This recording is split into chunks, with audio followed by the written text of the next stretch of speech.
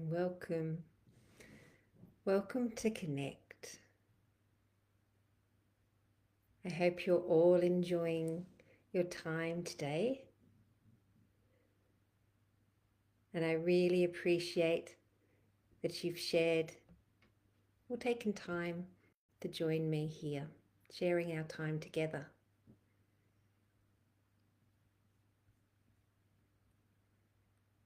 So as you settle in, just making this your time, that you might want to reduce any distractions.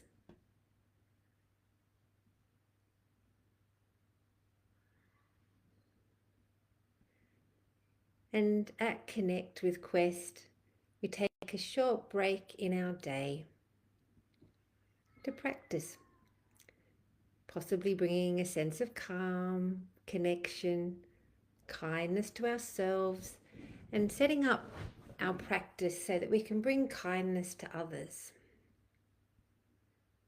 So thank you for joining me. So whether you're here to find comfort, guidance, or just a moment to pause in your busy day, I want to first acknowledge the effort you've made to show up for yourself. My name is Rachael Rogan, and I'm so grateful to be sharing this time with you today. So with our time at Connect, we begin with a beautiful coming to our senses practice to help us settle into the present moment. Following that, we'll explore the theme of this recording, the family compass. So let's begin by starting to a coming to our senses practice and finding that you can sit in a comfortable position, or you might choose to lay, whatever it is that feels the best for you today. And I invite you to take 3 deep breaths. And on your last exhale, that you might feel that you can gently close your eyes or soften your gaze. And then let's see if you can soften your facial muscles. Just letting the weight, the softness of the facial muscles to be felt on the forehead, the cheeks, allowing the jaw to soften, and possibly allowing a soft smile to form at the corner of your lips. That I invite you to settle into the comfort and rhythm of your breath without changing the rhythm, just noticing your breath. Just be here as you are. Simply arrive in the present moment. That this practice is more about noticing, about becoming fully aware of everything unfolding in the present. That as we connect to our bodies, just paying attention to your posture, the support beneath you, what you can feel, the points of contact where your skin touches the surface. Notice the sensations, the body softening into the posture. And then I invite you to turn your attention to the temperature on your skin. Is it cool or warm? Noticing the different fabrics, the different textures. And notice how your clothes, the fabric drapes against you. That you might notice it shift when you breathe in and when you breathe out. Let yourself fully experience these sensations without needing to alter them. And then shift your attention to the sense of smell. Is there an aroma in the air? Do you notice any lingering tastes? And observe how taste and smell interact, creating unique sensory experience. How your nose inhales and processes these scents, and that you may have a sense of no aromas. Just notice your breath. Simply observe these sensations without judgment or desire to change them. And bring your attention to a soft gaze in the eyes, or you may have chosen to close your eyes, and noticing any colours, textures, that there may be shades of different tones of light, shadows, that you may explore the images in front of you or behind your eyelids, consciously allowing the small muscles around your eyes to relax, possibly the muscles at the temple, the jaw. And finally, I invite you to listen to the sounds around you. There may be distant traffic, the rustle of leaves, or the creak of your chair. You might hear your breath or your heartbeat. Let your ears explore both the far off sounds and the immediate sounds.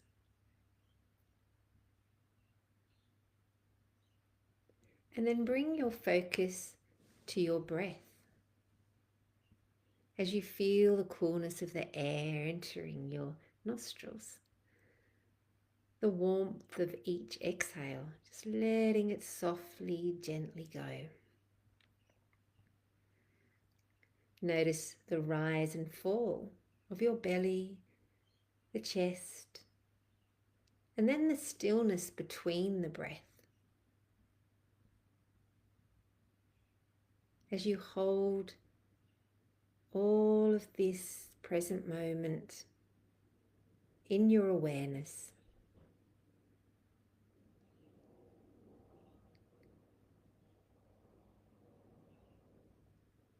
letting the breath, the focus,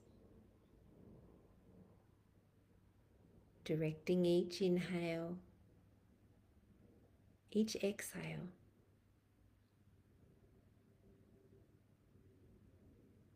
And that you might like to release any remaining tension as you exhale.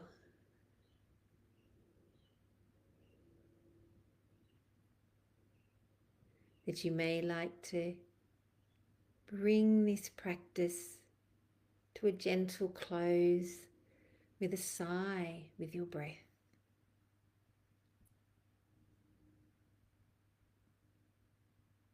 You might like to begin inviting small movements into your body, that you might feel like wiggling your fingers and your toes, or roll your shoulders, or stretch into your neck. And when you're ready,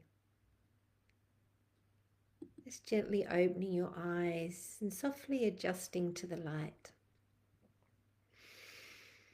And that you might feel like taking 3 deep, full breaths, inhaling fully and exhaling slowly. And setting an intention to carry this sense of presence and calm with you into the rest of your day. That you can hold this awareness, the sights, the smells, the tastes, touch and sound and breath as a gateway to the present moment. That you can let it guide you towards a sense of compassion for yourself and for others. a clarity or presence, and the possibility bringing this awakened awareness into all of your activities and connections. And what if the best way to settle our troubled mind is to literally come back to our senses, back to an awareness of our senses of smell, of sight, of hearing, taste, and physical touch? What if one of the reasons we become so stressed and strung out is that we are too much in our heads and not enough in our bodies? That we experience so much of our world through our senses. And our senses connect with our emotions. They're all deeply connected to our sensory experience. And it's often below or under our conscious awareness. So thank you for joining me in our beautiful coming to our senses practice. So today I'd like to just discuss and bring up a few points about the family compass, seeing that we're nearing Mother's Day, our celebrations, that the family can be our greatest teacher and our greatest challenge. So today we're going to talk about something that we all live with and experience deeply: family. So family relationships are amongst the most rewarding yet challenging connections, we could all agree. And also some of our biggest challenges from our earliest moments to our later years.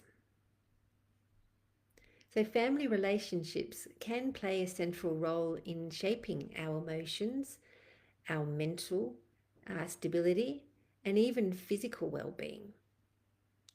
Whether it's the comfort of a parent's voice, the laughter of siblings, or the steady presence of a partner or grandchild, strong family bonds can help us to feel safe, seen, and supported. Whether you're a parent, a child, a sibling, a caregiver, family dynamics can take shift. That we know it's not realistic or possible to always expect things to go smoothly. That it can be messy, it can be magical, frustrating, and beautiful. That with our family, it's always on the lookout for support, and sometimes it can be very vulnerable.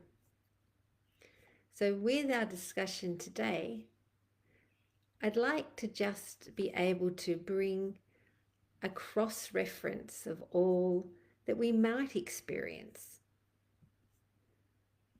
So as always, if you would like to, please include some comments or some questions that as we go through our discussion today, I hope that it is a discussion that can be light-hearted, where we can bring our awakened awareness to some of the subjects.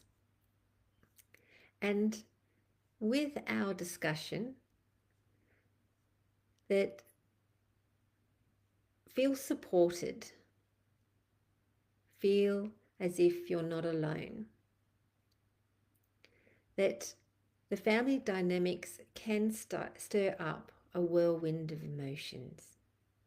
That building your support system is an ongoing process. That it might not be your biological family that is a great fit for you. And sometimes it can take time to figure out what your needs and your support and to learn who you can count on and who you can trust.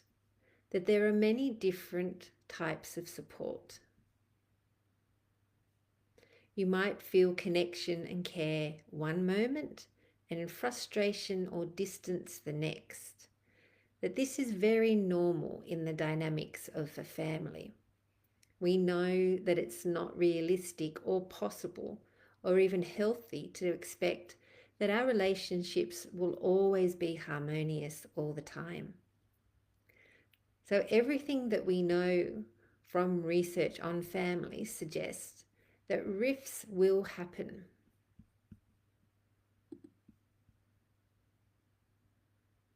That conflict is possible. That conflict is normal.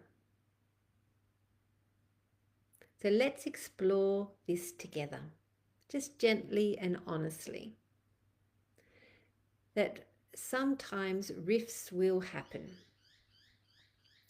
And what matters more is how we respond to them. So we'll focus on the simple yet powerful truth that conflict is normal and connection is possible, even after conflict. And as we've mentioned, family is our greatest teachers and where we often learn about love, safety, and identity. But it's also where we can learn about hurt, misunderstandings, and expectations. Some of our habits, fears, and strengths come from these early relationships. And sometimes family teaches us how to love. And in other ways, it can teach us on how we don't want to live, how we want to see our world differently to our families. So while families can be a great source of strength, that it is also a lot of caregiving responsibilities, that there can be hardships and strained relationships, and they can take a toll.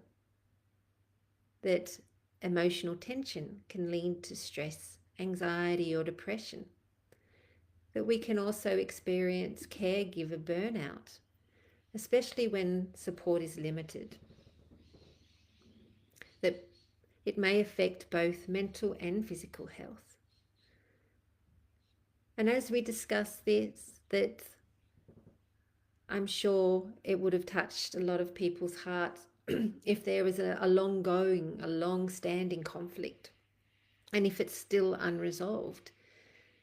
That we know that it can erode trust and connection over time. So families are often where we learn our first ways of communicate, how to handle stress, and explore our values. That these communication patterns, how we share thoughts or express emotions or and respond to one another, can shape the way we connect. That in a lot of the programs at Quest, that we talk about how our early first nature can shape the way we connect or resolve conflicts, how we take on roles at times in our family. There is also other times in families where another level of stress, such as when a loved one is unwell or facing life challenges, that family conversations can become even more important. That it might be your situation where your family has come together to make big decisions and talk through large challenges, or they might simply have provided a safe place to be seen and heard. And if you're lucky, your family might also be the first place to celebrate your achievements and help you feel proud of who you are. But just like in any meaningful relationship, family communication can be both confronting and complex. that there may be differences in communication styles, expectations, that there may be different emotional needs, that with communication within a family, you can appreciate that it's a group of individuals and it can lead to tension when you're communicating. And that's why I'd like to discuss practicing empathy, that both for yourself and your family members might be key. To start with self-empathy,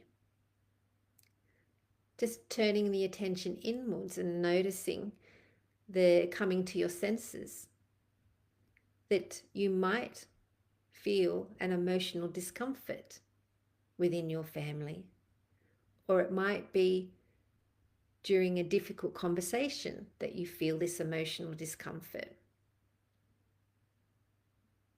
And to give yourself the space to feel within your body what it is that you're feeling, the emotions, and to take that pause so that you respond and don't react, to have that moment of clarity that we talk about with our coming to the senses. That you might be hoping to feel more connection to family members, and that sometimes with self-compassion, that you might need to find the right way to bring something up, to have a sense of safety for yourself, and that it might be more helpful to wait until the right people are in the room, that self-empathy of taking care of yourself so that you can express yourself more clearly. Or sometimes it might serve you better to focus on listening. So self-empathy can be reflecting on your own needs so that you can then approach family conversations with greater clarity and calm. And then you might extend empathy to your family. That possibly when you approach a conversation, to acknowledge, is this family member in the right emotional space to engage in this conversation? That when we approach communicating, to have a greater empathy of where this person's at, that we might have shorter, more light-hearted exchanges instead of preferring to go so deep. Or you might pause on a conversation to then have an ongoing conversation.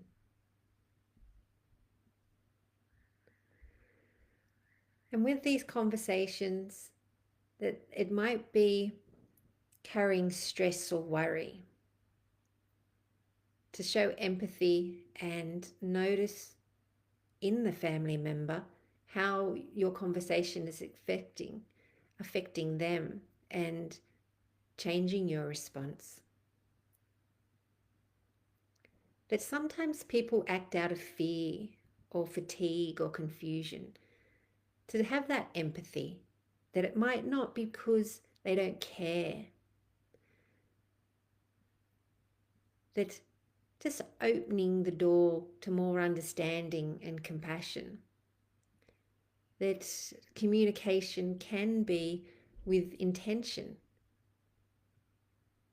that healthy family communication isn't about avoiding difficult topics. It's choosing more when and how to engage with care, that being honest and respectful, while possibly also setting boundaries when needed, is part of building lasting supportive relationships. And when we lead with empathy and curiosity instead of judgment, we're more likely to have family conversations that create connection instead of distance. That we can agree that most families experience both joy and struggle. But what matters most, I believe, is how we respond, how we repair and reconnect. That I propose this question to you.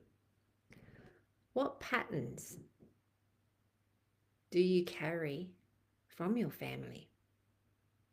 Are there patterns that you've observed that are helping you or possibly hurting you? That your family may have shaped your beginnings, but you can still choose how you show up today.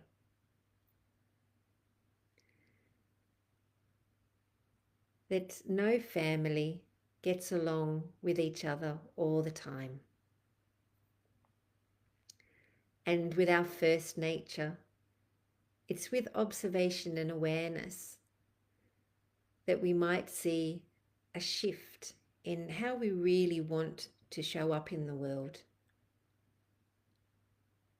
That research shows that even in secure, loving families, people only feel truly in sync with the other members of their family about 30% of the time. And that would indicate that most of the time, 70%, we're dealing with little mismatches, miscommunication, or disconnect. And that's okay. This is just part of being human.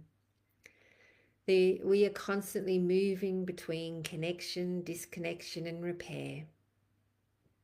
That you might think of your family members that you should be closer. Why do we keep arguing? Is this normal? Yes, it is normal. That the research show the key is not to avoid conflict, but to learn how to repair and reconnect. So if you'd like to, I'm just going to discuss and explore how we could navigate disagreements, missteps, and moments of disconnection in a way that fosters deeper understanding and lasting connection. That possibly to consider life is a constant series of coordination and miscoordination.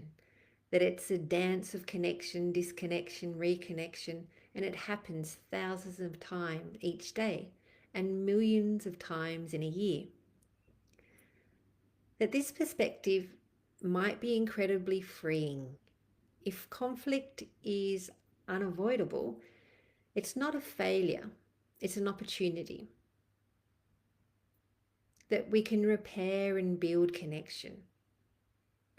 That we can repair and reconnect. And this is the glue that holds relationships together. That it's not about being perfect.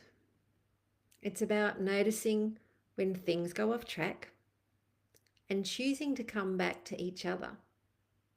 That repair doesn't just fix what's broken, that it strengthens the foundation of trust. That a possible way of perceiving this is a bid for repair says, I value this relationship. It shows vulnerability, courage, and a desire to reconnect.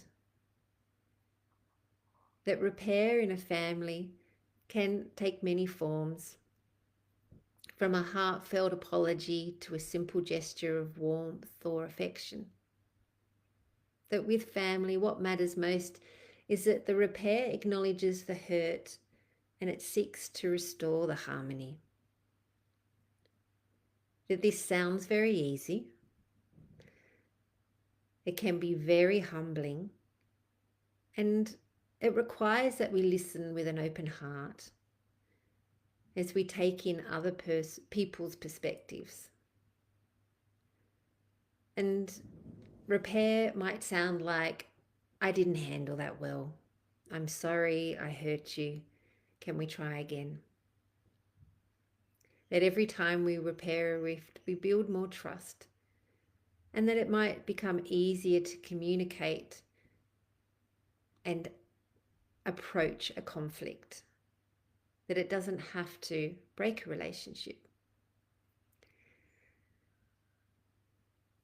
And another concept is it possible to hold the idea that conflict doesn't mean failure? That family compass, the family compass of shifting and moving, can we see that as part of growth? That another part of family is that you create a history. And if the past history brings up pain, and that it's not directly caused by the current situation, it's sometimes giving space and acting from a place of thoughtful intention. That sometimes if there's been something unspoken of, a past hurt, that could we invite connection, possibly by using certain phrases that we bring to Quest in some of the programs, that there's a starting point with phrases like, I've noticed, I imagine you might feel, or I feel, I need. I'd really appreciate it if. That engaging with past conflicts to bring things to light, that opening with these phrases keeps a conversation open, and it may help to engage in the person that you're needing clarity rather than getting defensive. And possibly if the mood shifts or you feel a disconnect when you're engaging in conflict or conversations about past hurts, that you might gently ask, can I check in? How did that land for you? How are you feeling about what I said? That this helps clear up confusion before it turns into a miscommunication. And another aspect of family communication is that you don't have to agree on everything, that you're all individuals, that acknowledging your uniqueness, that even if you disagree, that you don't have to agree on someone's point of view all of the time. And their point of view says something about them and their uniqueness.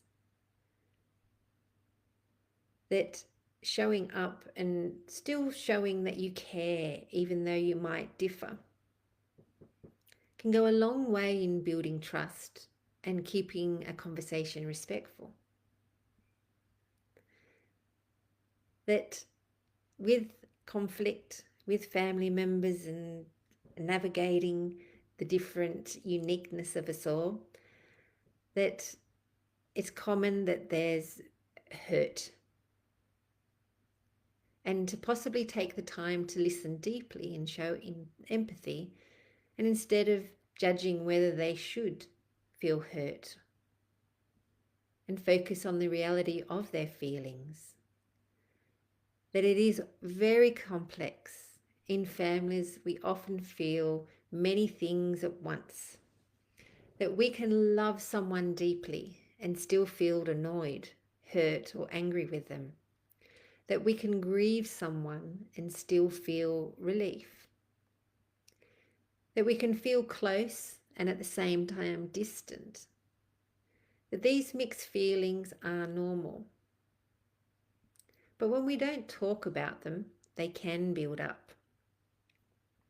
And that's why communication with the family compass really matters, especially when it's hard. That sometimes the most healing thing is just to be honest about how we feel, even if it's messy. So, just another question about family.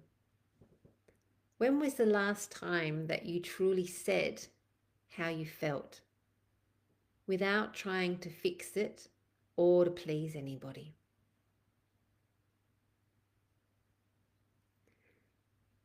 That healthy boundaries and building healthy space with family members, that with family members, they know you very well. And sometimes you need space from each other. So feeling that you're still a part of a family, that you feel valued, and that your family members can build a strong sense of your identity and belonging, that sometimes allowing those boundaries to have some time out is healthy.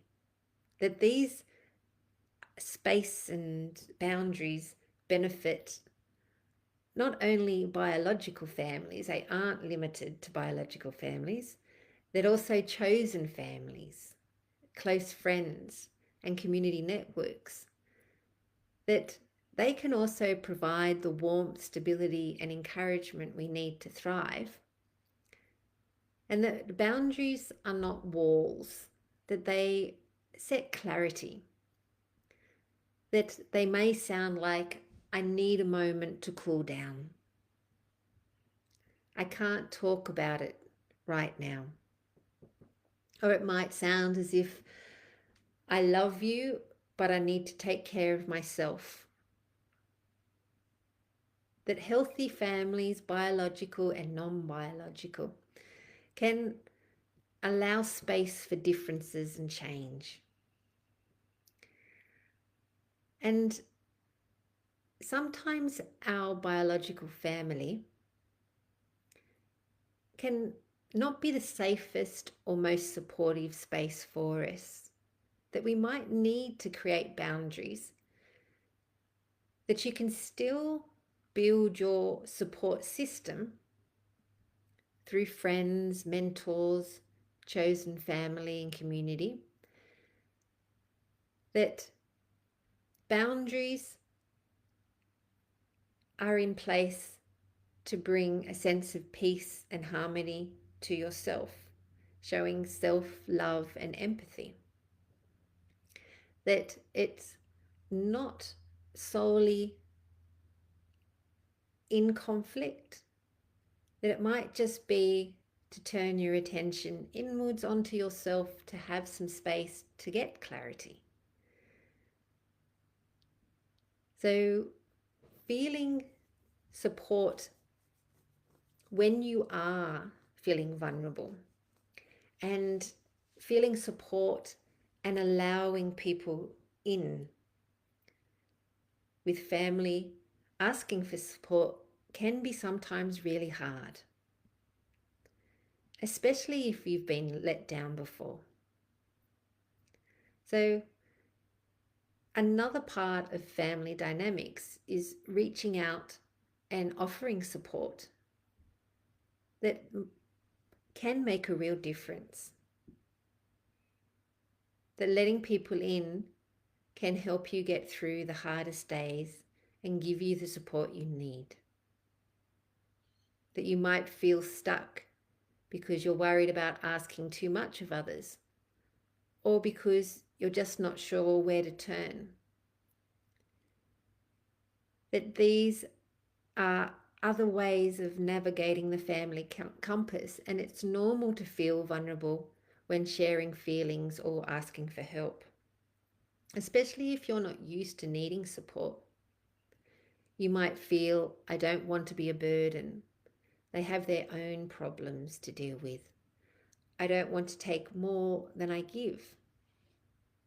Or it might feel that your biggest source of supports are gone, or no one can support me now, that I don't even know what I need. That this is normal. But letting people in, even a little, can make a huge difference. That just having someone to listen, so you don't have to go through life alone. That you might wonder who it is that you feel seen and supported with.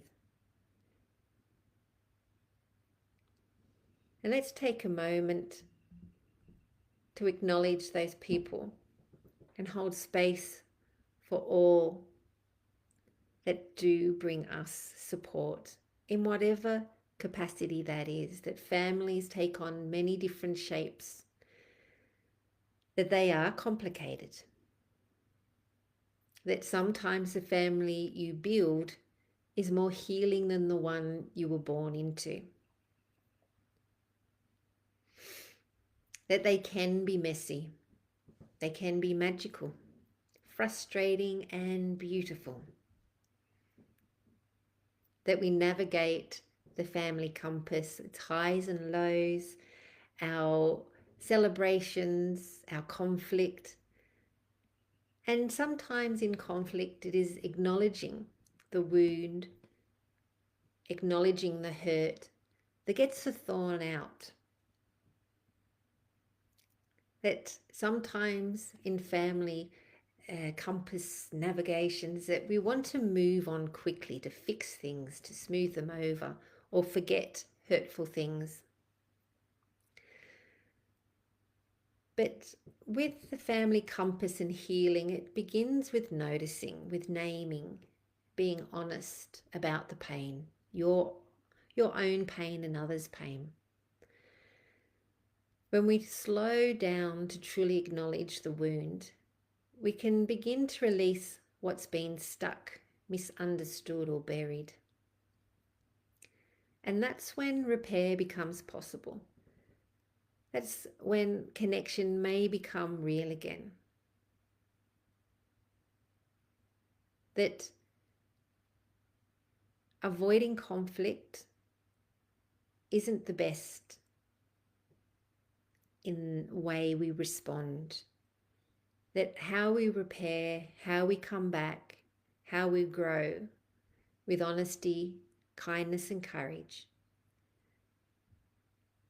That's what can bridge our family compass in navigating the highs and lows.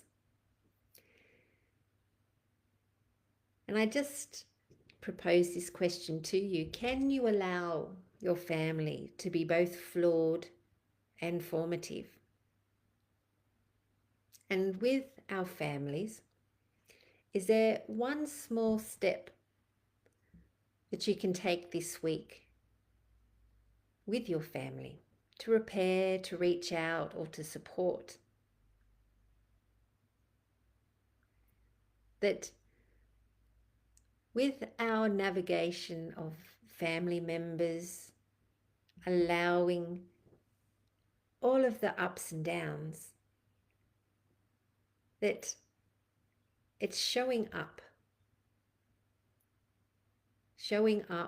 for the people that are important to us. So whether you're a caregiver, a mother, father, sibling, grandparent, or if you're in a community that shows up and supports, that it's an ongoing journey and that you're not alone. That as we navigate and face conflicts, when we repair, when we support each other with celebrating our uniqueness and celebrating our gains, that connection is really at the heart of our family navigation and compass. And seeing that we're coming close to Mother's Day, that I thought it would be appropriate to acknowledge the ones who mother, whether by birth, by choice, or by heart. That to take some time to acknowledge and just say thank you for the countless acts of care that often go unseen. So if you would like to, we might bring our time into the current theme of family compass and discuss the people in our lives, or to think of the people in our lives that may be of care or mother or nurturing throughout our lives. That it may be someone from your past, it might be a teacher, it might be someone involved with your sporting life, or it might be within your community. Somebody that may have given you hope, or soft words, or a strong embrace, or given you insight. That it might be a mother figure that was there for you when you were at a low point, or somebody that celebrated your highs with you. It might be a fellow student in a course that you've been involved with. To just hold space in this moment, to allow a sense of gratitude, that it may be for their fierce protection that you felt, where somebody stood the ground with you and supported you and stood up for you. Or it might be a quiet strength that you required or that you benefited from. That it might be someone in your life that is endlessly giving, that is always there to support and to share kindness. And for people that may be experiencing motherhood in its many forms, that to acknowledge that it isn't always easy, that it is a journey of love, growth, and sometimes heartbreak. That with the highs and lows of navigating the family compass, that it might be learning to let go. That your children may be older and you don't see them as much. Or it might be holding on to memories of people that you have given all of your love and affection to. To just hold space, knowing that navigating the family compass and showing up for family members or people that you care for again and again and again might be a huge source of fulfillment for you.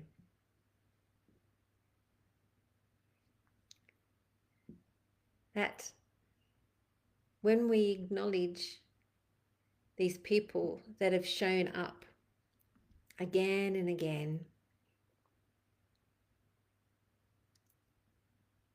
to allow an acknowledgement that it might be on Mother's Day, or it might be on any day of the week, to just hold space and possibly communicate, Or it might be time for you to support someone else in their need, where you feel that you could be a motherly figure for someone else and show up for them. That we're celebrating the presence of mother care, that it's not perfection, but the presence of being cared for or wanting to care for another.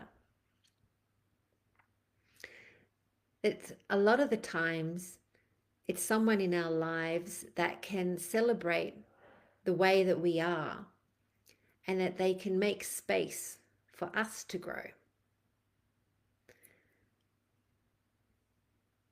So it may be a grandmother, it might be a stepmom or a foster mum, it could be cousins, aunties, and it could be soul sisters, that you're not biologically connected, but you're always feeling their support, always feeling their love. And it's these people that want you to know, I'm here. I'm here for you. And the endless supply of love and strength is here. Or it may be just a passing moment when you needed it the most, that somebody supported you or uplifted you. So just hold space for what comes to mind. That it can be for somebody that doesn't have the title of mum or of a family member biologically.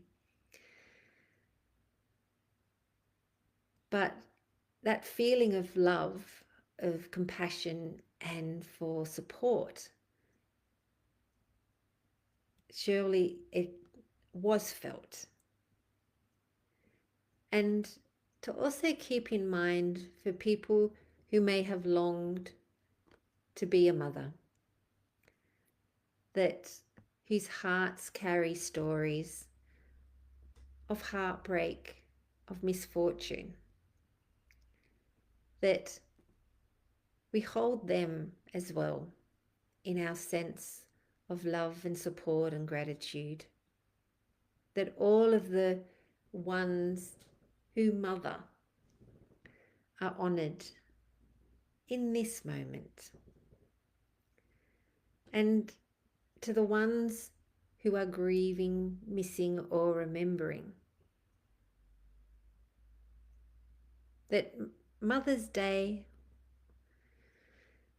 isn't about perfection, that it's about presence, and that we can create a Mother's Day or the ones that mother every day. That everyday ordinary magic that looks a lot like love and feels a lot like home in many different circumstances, that this may be the family compass, where we're looking for a sense of support, of love, of growth, of reconnection. So to anyone who nurtures life and supports the growth of another person, that in their own unique way sees you, that you are seen. And in their unique way, they celebrate you. And where you feel deeply loved, that these ones who mother or family, community, your family, that they hold you in high regard as their priority.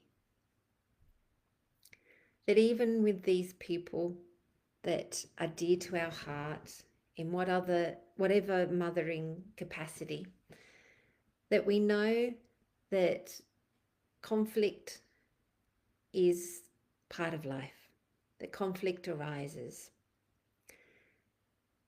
And as we've discussed, that reconnection strengthens the foundations of trust, that turning up, being there, valuing the relationship, showing vulnerability, courage, and the desire to reconnect, that it's the warmth or support or affection that restores harmony. And as we connect and really focus on the positive, that I notice, I imagine, I feel, I need, can engage on a deeper level, acknowledging the members of our family, the different perspectives, that we don't have to agree with one another all the time, but we can acknowledge feelings. That it's important to allow the formation of healthier habits that can enhance self-esteem by connecting and strengthening our family relationships. And that may not be your biological family. That you might have a unification with community groups, with your friends, soul sisters, and you can view challenges as something that you tackle together. That you might commune with a sense of us against the world, that no matter what happens, that you'll be okay, that you'll support each other by doing things together and rally around each other, that you might have the first steps towards forgiveness and taking time to acknowledge and name some of the past hurts with the member of the family and express with empathy about the hardships that they are going through on what you are going through, and just decide to try and understand where everyone is coming from. That family conflict is normal. It's the repair that matters. That the inevitable tension and disconnection in family relationships suggests that rifts will happen. And what matters more is how we respond to them.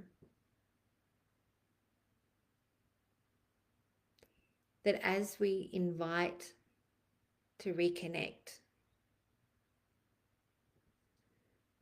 that it might be with Mother's Day that you bring people together, or it might be just maintaining the importance of these people in our lives by expressing warmth and affection, by restoring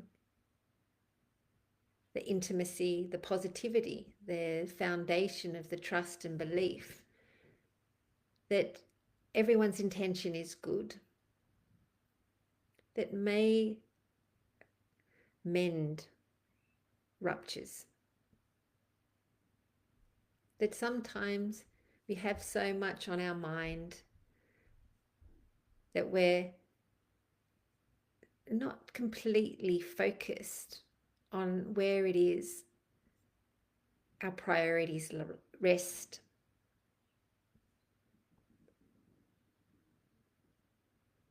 that it's how we work through and work on our family compass that really does matter. That we have to, I think, expect that conflicts are going to happen. And that love really is in the repair. So as we bring our connect to a close, I hope that you've enjoyed insight or possibly pausing to notice who it is in your support network. May be a biological family member, it might be a whole network of separate people that you feel are your family. That there's so many ways in which we can enrich our relationships, that the highs and lows of family and joining the familiarity or the support is really where our strength lies in both our mental well-being and our physical well-being. So I thank you so much for sharing this time, and I look forward to reading your comments or continuing the discussion. So please take care